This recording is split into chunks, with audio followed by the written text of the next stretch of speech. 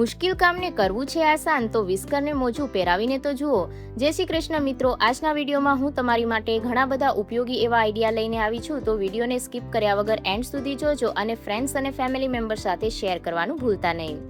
આપણે બધા જ કિચનની અંદર આ રીતની બોટલનો યુઝ કરતા હોઈએ છીએ તેલને ભરવા માટે। કાચની બોટલ હોય કે પછી પ્લાસ્ટિકની બોટલ હોય, પરંતુ કેવું થાય કે આપણે જ્યારે પણ એની અંદરથી તેલ કાઢીએ ત્યારે થોડું ઘણું તેલ છે એ નીચે નીતરતું હોય છે, જેના કારણે આપણે જે જગ્યા પર બોટલ મૂકી હોય એ જગ્યા પણ ખરાબ થઈ જતી હોય છે।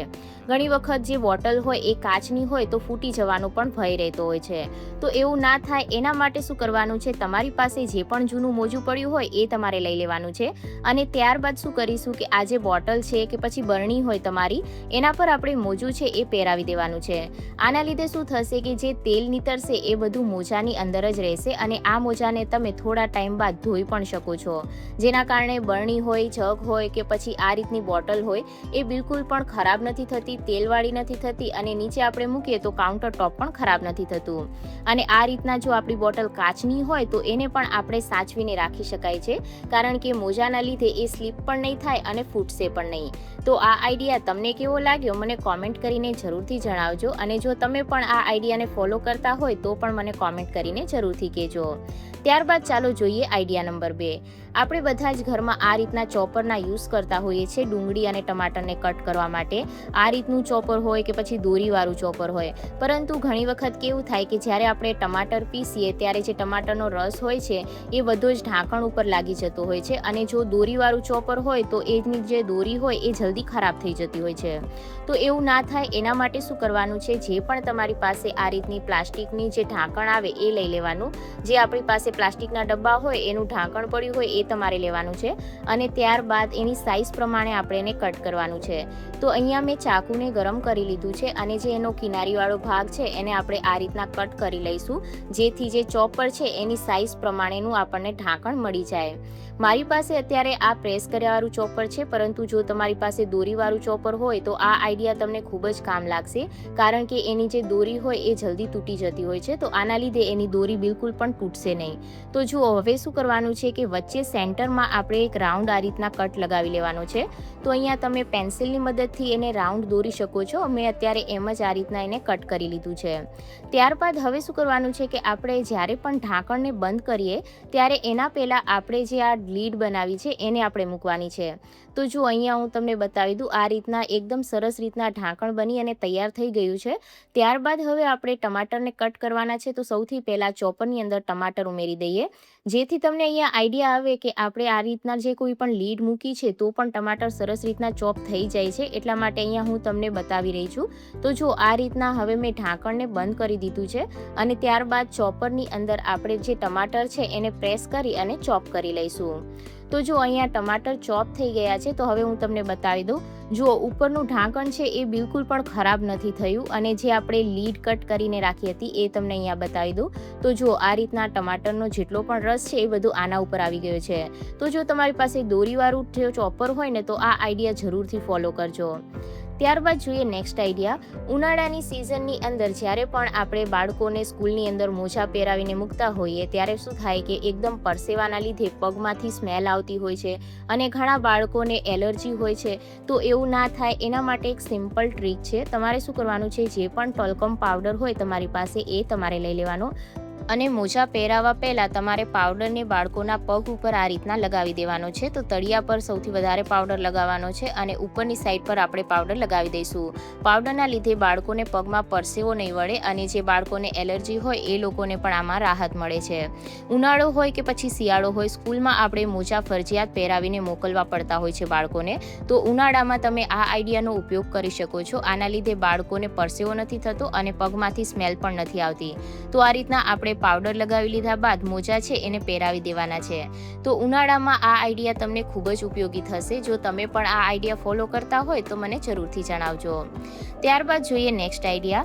આપણે બધા જ ઘરમાં અલગ અલગ ટાઈપના અથાણા રાખતા હોઈએ છીએ, ચાહે છુંદો હોય કે પછી કેરી હોય, તો અથાણા જે આપણે તૈયાર લઈએ એની સાથે આપણને આ રીતની કાચની બરણીઓ મળતી હોય છે। જ્યારે એની અંદર અથાણું ખતમ થઈ જાય તો આ કાચની બરણીઓ ખૂબ જ સારી હોય છે, તો આપણે આનો ઉપયોગ કોઈ બીજી વસ્તુને ભરવા માટે કરતા હોઈએ છીએ, અથવા તો તમે આનો ઉપયોગ એક જાર તરીકે પણ કરી શકો છો, જેની અંદર તમે કોઈ પણ ફ્લાવર મૂકી શકો છો. પરંતુ જ્યારે બરણી ખાલી થાય ત્યારે એને ધોવામાં ખૂબ જ તકલીફ પડતી હોય છે, કારણ કે આપણો હાથ છે એની અંદર નથી જતો. તો એને સારી રીતના સાફ કરવા માટે તમારે શું કરવાનું છે, એક બરણીની અંદર પાણી ભરી લેવાનું છે અને ત્યારબાદ એની અંદર કોઈ પણ તમે સર્ફ એક્સેલ પાવડર અથવા તો કોઈ લિક્વિડ ઉમેરી દો.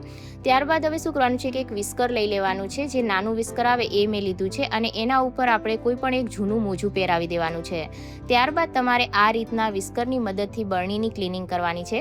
મોજાને લીધે શું થાય કે જેટલું પણ અથાણું કે જે પણ વસ્તુ ચોટી હોય બરણીની અંદર એ આસાનીથી ક્લીન થઈ જાય છે અને આપણો હાથ પણ આસાનીથી અંદર સુધી પહોંચી શકે છે. ત્યારબાદ જે બહારના કિનારા છે એને સાફ કરવા માટે પણ વિસ્કર ખૂબ જ કામનું છે, કારણ કે એની અંદરની જે પતલી પટ્ટીઓ હોય એના કારણે શું થાય કે એકદમ સારી રીતના એ સાફ થઈ જાય છે. તો અહીંયા તમે જોઈ શકો છો કે વગર મહેનતે જે કાચની બરણી છે કેટલી સરસ રીતના સાફ થઈ ગઈ છે. તો આ જ રીતના આપણે એની કિનારીઓને પણ સાફ કરી શકાય છે. ત્યારબાદ ફક્ત તમારે આને પાણીથી ધોઈ લેવાની છે. તો તમે આ રીતના અથાણાની બરણી જ નહીં, પરંતુ અમુક એવી કાચની બરણીઓ હોય કે જેની અંદર આપણે હાથથી વોશ ના કરી શકતા હોઈએ, તો એના માટે પણ તમે આ વિસ્કરનો ઉપયોગ કરી શકો છો. તમે અહીંયા જોઈ શકો છો કે કેટલી સરસ રીતના જે બરણી છે એ સાફ થઈ ગઈ અને બિલકુલ પણ ટાઈમ પણ ના લાગ્યો. ત્યારબાદ હવે જોઈએ નેક્સ્ટ આઈડિયા. ઉનાળાની સિઝનમાં આપણે ગુજરાતીઓના ઘરોમાં છાશ છે એ સૌથી વધારે ખવાતી હોય છે, અથવા તો દહીં. તો એના માટે આપણે જો નોર્મલ છાશ લઈએ એના કરતાં છાશનો મસાલો ઉમેરીએ તો એ છાશ સ્વાદિષ્ટ લાગતી હોય છે. તો આજે એક સિમ્પલ ટ્રીક તમારી સાથે શેર કરું કે જેમાં તમે થોડા જ મિનિટોની અંદર એક છાશનો મસાલો બનાવી અને તૈયાર કરી શકો છો. તો એના માટે શું કરવાનું છે, મેં અહીંયા આખું જે જીરું આવે એ લઈ લીધું છે. જીરાની જે તાસીર હોય એ ઠંડી હોય છે, તો ઉનાળામાં જીરું જરૂરથી ખાવું જોઈએ. હવે આ જે જીરું છે એને આપણે મિક્સર જારની અંદર પીસી અને એનો પાવડર બનાવી લઈએ. છાશનો મસાલો બનાવવા માટે લોકો ઘણી બધી વસ્તુઓ અંદર ઉમેરતા હોય છે, પણ આની અંદર હું કોઈ પણ વસ્તુ નથી ઉમેરવાની. ફક્ત આપણે 2 થી 3 વસ્તુ ઉમેરીને એકદમ પરફેક્ટ એવો છાશનો મસાલો બનાવીને તૈયાર કરીશું. અને આને તમે તરત જ બનાવી અને રાખી શકો છો, અથવા તો તમે 5 થી 6 મહિના માટે બનાવી અને એને સ્ટોર પણ કરી શકો છો. ત્યારબાદ હવે આ જીરાની અંદર આપણે જે વ્હાઈટ મીઠું આવે એ ઉમેરી દેવાનું છે, અને ત્યારબાદ એની અંદર ઉમેરવાનું છે બ્લેક સોલ્ટ. તમે બીજી કોઈ પણ વસ્તુ નહીં ઉમેરો તો ચાલશે, પરંતુ જો તમે એની અંદર બ્લેક સોલ્ટ ઉમેરશો તો જે મસાલાનો ટેસ્ટ છે એ ઓટોમેટિક વધી જાય છે.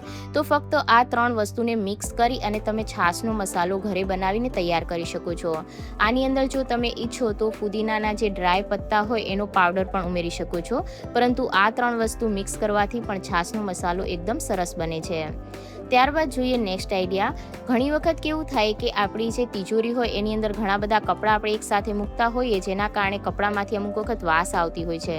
તો એમાંથી વાસ ના આવે એના માટે શું કરવાનું છે કે જે 2 રૂપિયાવાળા કોફીના પાઉચ આવે એ તમારે લઈ લેવાનું છે, અને ત્યારબાદ કાંટાવાળી ચમચીની મદદથી એની અંદર નાના નાના કાણા કરી દેવાના છે. હવે આ પાઉચને તમારે કપડાં વચ્ચે મૂકી દેવાનું છે, જેના લીધે શું થાય કે જેટલું પણ મોઇશ્ચર હોય એ આ શોષી લેશે અને બિલકુલ પણ સ્મેલ નહીં આવે. જો આજનો વિડીયો તમને પસંદ આવ્યો હોય મિત્રો, તો વિડીયોને લાઇક એન્ડ શેર કરવાનું ભૂલતા નહીં. સાથે ચેનલને જરૂરથી સબસ્ક્રાઇબ કરજો ગુજરાતી કિચન ટિપ્સ જોવા માટે.